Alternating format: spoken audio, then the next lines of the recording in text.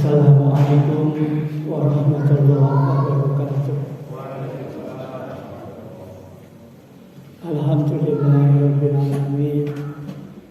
Alhamdulillahilladzi azhaba 'anil hazan. Inna rabbi laghafurun syakur. Asyhadu an la ilaha illallah wa asyhadu anna Muhammadar Rasulullah. Allahumma salli wa sallim wa barik ala Muhammad wa ala alihi wa ashabihi wa ummatihi ajma'in.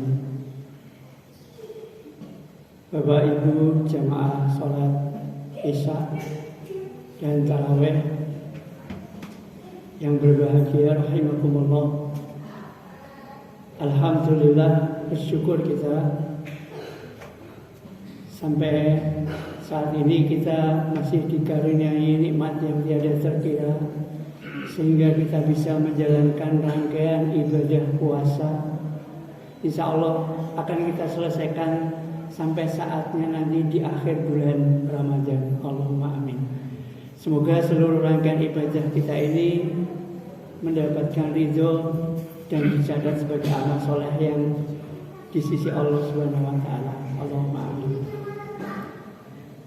Bapak Ibu yang kami hormati, bulan Ramadan kita dikaruniai kenikmatan yang luar biasa. Salah satunya dilipat gandakan ibadah kita. Untuk itu marilah kita tingkatkan nilai ibadah kita ini dengan cara mengetahui apa hak-hak Allah dalam setiap peribadatan kita. Allah memiliki hak dalam setiap peribadatan yang kita lakukan. Menurut Ibnu Qayyim al-Jauziyah, hak Allah terhadap peribadatan kita itu ada 4. Jika hak-hak ini ditunaikan, insya Allah pahala kita ini akan dilipat gandakan sebagaimana karena kemuliaan bulan Ramadan, atau diberi pahala karena janji-janji Allah dalam setiap peribadatan kita. Tetapi jika hak Allah ini tidak ditunaikan, bisa jadi peribadatan kita ini tidak bernilai sama sekali, atau boleh jadi justru membahayakan kita. Hadirin yang berbahagia, 4 hak Allah atas peribadatan kita itu, yang pertama adalah ikhlas. Ikhlas ini adalah hak Allah. Setiap yang kita lakukan ini haruslah hanya berharap kepada Allah semata. Apapun rangkaian ibadah kita, entah itu ibadah makhluk, ibadah sosial, ibadah ghairu makhluk, apapun yang kita kerjakan, jika itu di dalam rangka kita mengabdi kepada Allah, hendaklah kita hanya berharap kepada Allah semata. Karena siapa yang tidak berharap hanya kepada Allah, nanti akan mendapatkan kerugian. Lebih-lebih ketika di hadapan Allah akan ditanya, mana yang dulu engkau harapkan di dunia? Dan kita akan mendapati diri kita menjadi orang-orang yang rugi. Jangankan berharap kepada urusan akhirat, berharap pada urusan dunia aja, jika kita berharap kepada selain Allah, pasti akan mendapatkan kekecewaan.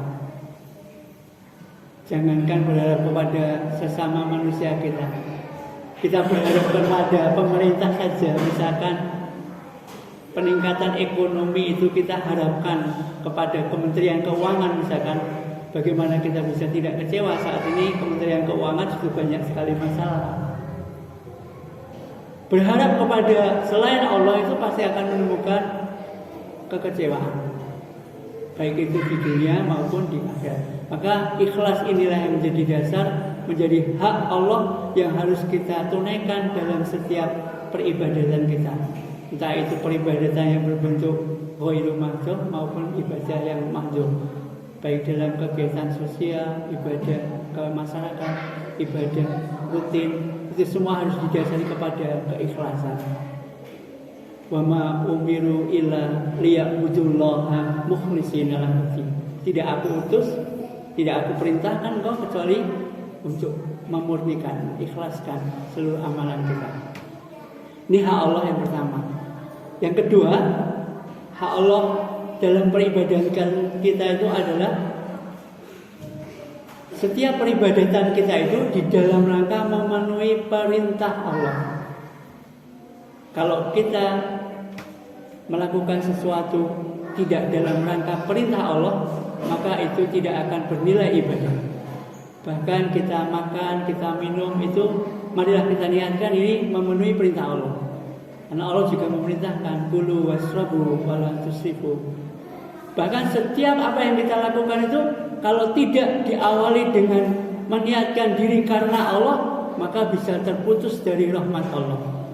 Rasulullah mengatakan, kullu amrin dibalin la yubda'u bi bismillahirrahmanirrahim wa huwa aqta.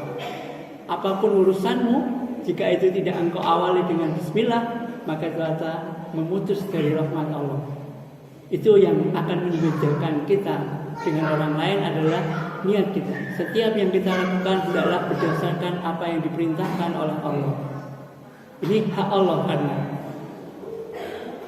Kemudian hak Allah yang ketiga dalam peribadatan kita adalah apapun yang kita lakukan di dalam rangka memenuhi perintah Allah itu haruslah menurut apa yang diajarkan oleh Rasulullah, yaitu ittiba Rasul. Sehingga apapun yang kita lakukan, mari kita niatkan di dalam rangka memenuhi apa yang disunahkan oleh Rasulullah, apa yang diittibakan. Bahkan kalau ibadah masuk itu tidak sesuai dengan apa yang dicontohkan oleh Rasul, maka itu akan menjadikan diri kita tertolak semua ibadah kita. Demikian juga dalam kehidupan kita sehari-hari. Mari kita niatkan di dalam rangka berittiba Rasul. Karena hanya dengan berittiba Rasul ini kita akan bisa memenuhi apa yang diperintahkan oleh Allah. Atiullah wa atiur Rasul. Hanya dengan memenuhi perintah ittiba dari Rasul, kita akan bisa memenuhi apa yang diperintahkan oleh Allah. Ini hak Allah yang ketiga. Hak Allah yang keempat, ini yang paling pokok, yaitu menghadirkan Allah dalam setiap apa yang kita lakukan. Misalkan kita sholat, yang ini paling sering ya.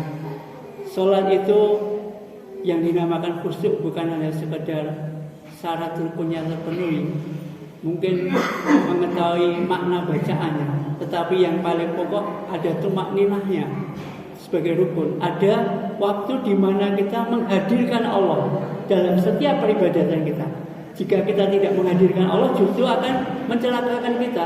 Fawailul lil musallin alladzina hum an salatihim sahun.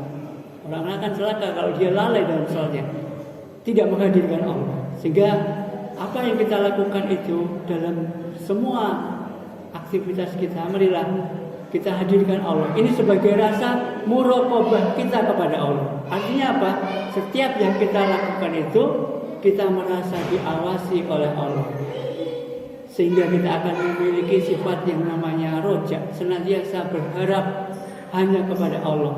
Tetapi kita juga senantiasa khawatir, jangan-jangan ibadah kita ini belum sempurna. Itu akan hadir jika kita senantiasa menghadirkan Allah. Sehingga ibadah itu harus disertai dengan roja dan khauf dalam bahasa agama. Senantiasa yakin bahwa ibadah kita ini diperhatikan Allah, di dalam rangka mendekat Allah, dan berharap hanya kepada Allah. Tetapi kita juga tetap harus khawatir jangan ibadah kita ini masih dipenuhi hal-hal yang nanti Allah tidak menerimanya. Ini namanya roja dan khauf. Ini yang khaufan wa tama'an. Hadirin yang berbahagia, jamaah sholat tarawih, inilah mari kita latih selama bulan puasa ini, bulan yang penuh peribadahan. Jangan sampai ibadah kita ini tidak memenuhi hak-hak Allah, sehingga nanti Allah tidak meraikan ibadah kita. Tetapi insya Allah jika kita senantiasa memenuhi hak Allah, kita akan mendapatkan pahala sebagaimana yang dijanjikan. Lebih-lebih di bulan puasa akan dilipat gandakan sampai tak terhingga. Semoga kita bisa semakin hari semakin beribadah dengan baik, semakin bisa memenuhi hak-hak Allah dalam ibadah kita. Sehingga pada puncaknya kita akan menjadi hamba Allah yang senantiasa memenuhi apa yang menjadi perintahnya dan menjauhi apa yang menjadi larangannya, yang kita sebut dengan la'allakum tattaqun. Demikian, mohon maaf jika ada kesalahan.